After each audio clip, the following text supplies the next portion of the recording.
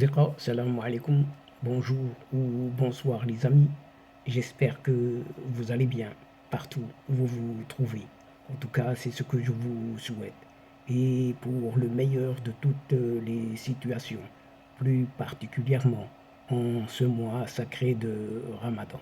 Bienvenue sur votre chaîne Bled Magharibia, qui attend bien évidemment vos encouragements qui nous font beaucoup de bien. Et un merci tout particulier pour vos précieux conseils. Vraiment, ils sont précieux, vos recommandations.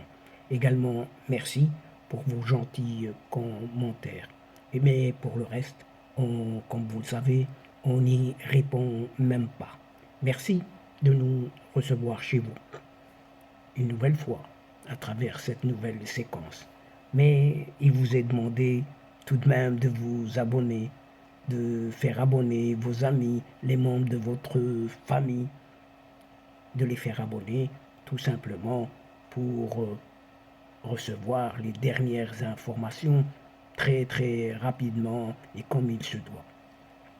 Cette nouvelle vidéo se penche cette fois-ci sur une guerre frontale qui ne dit pas son nom, qui se trouve au sommet de ce qui est appelé le pouvoir algérien.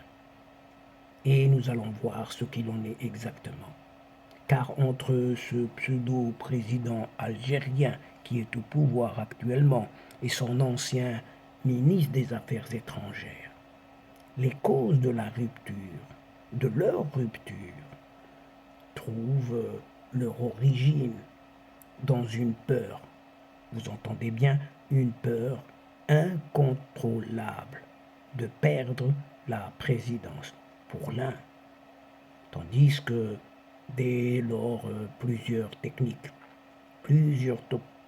autour de cette pseudo-présidence ont été et sont toujours utilisées pour tordre le cou soit à l'un, soit à l'autre. Et nous allons voir ce qu'il en est exactement. En effet, un certain athée que vous connaissez, sans foi ni loi, ne veut pas de la concurrence d'un certain, écoutez bien, un ami soi-disant, un certain Ramtan Lamamra, pour la présidentielle qui vient tout prochainement en 2024. Cet athée, vous le savez, sans morale et encore moins de vertu, s'est arrangé ces 3 dernières années pour faire taire tout le monde, et surtout une certaine popularité grandissante de ce diplomate, un ancien diplomate, auprès de la population algérienne. L'actuel soi-disant président algérien, qui a été hissé, pour le dire clairement, qui a été désigné sous une chimérique élection pour le placer là, à la tête du pouvoir, hissé à cette fonction dite présidentielle, une fonction suprême. C'est pertinemment qu'avant sa nomination par cette junte militaire, il était tout simplement un inconnu pour la plupart des Algériens et des Algériennes. Et pour ceux et celles qui le connaissaient, il était associé surtout à un certain scandale de la cocaïne pour lequel son fils est mêlé de plein pied et jusqu'au cou. En 2024, cet athée sait aussi qu'il n'est pas assuré de remporter le scrutin par les votes du peuple. Et de plus, il n'a pas voté lui-même, pour lui-même, en 2019 et en 2024. Son bilan compte plus de points négatifs que de points positifs. Et le résultat est clair. C'est un passif. Sa stratégie d'élimination de toute personnalité populaire susceptible de le remplacer a commencé dès ce fameux mouvement du Hirak et s'est renforcé avec une certaine pandémie du coronavirus, Covid-19 donc, qui lui a ouvert la voie à une certaine répression terrible contre toute forme de contestation dans l'objectif de casser physiquement, psychologiquement, intellectuellement les envies de se présenter comme candidat à la présidence contre lui. Des chefs de partis politiques ont été emprisonnés, d'autres ont été interdits de tenir leur assemblée générale. Leurs dirigeants ont été poursuivis au pénal. Des associations ont été dissoutes. Des journalistes emprisonnés ou condamnés à mort, à qui on a fait du chantage politique.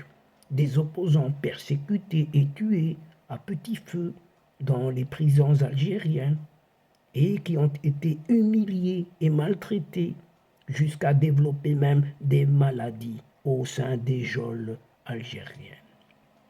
Mais pour en revenir à ce Ramtan Lamamra, il a aussi été classé dans cette catégorie, malgré lui, grâce, disons-nous, grâce ou à cause peut-être de sa popularité, que l'on dit considérable, paraît-il, en Algérie, car il jouit d'une grande appréciation pour ce qui est considéré son professionnalisme et sa carrière diplomatique, vue au sein de cette Algérie. Vu aussi comme un érudit, intelligent, éloquent, d'une certaine élégance même. Il n'y a pas de quoi. Et il a su créer des connexions importantes durant ses nombreuses missions et a d'une certaine manière une certaine carrure, paraît-il encore une fois, d'un président respectable pour l'Algérie, si ce n'est respectable pour son âge peut-être.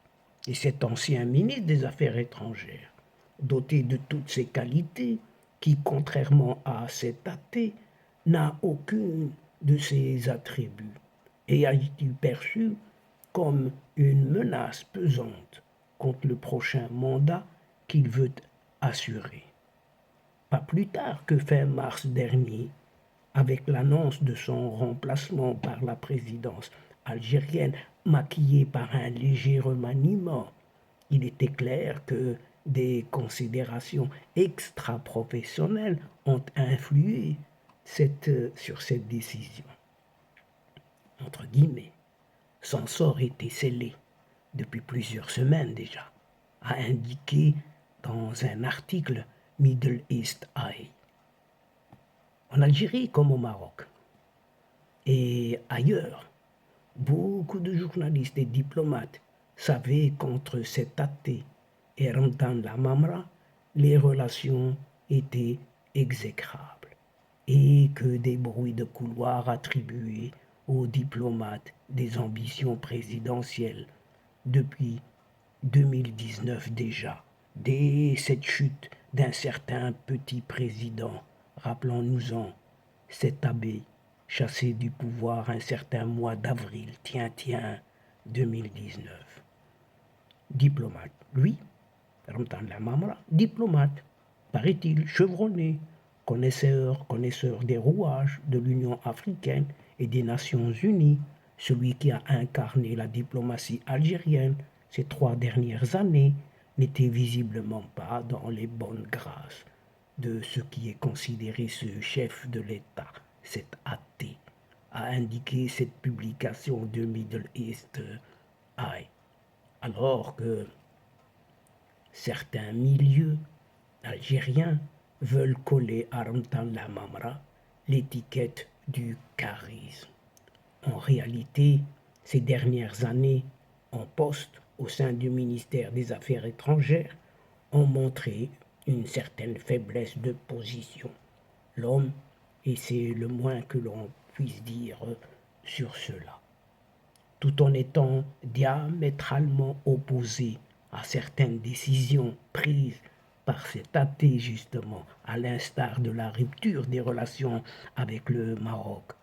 Ramtan Lamamra s'est résigné à accepter et à endosser des positions qui ne sont pas siennes et qui ne font pas honneur à sa personne.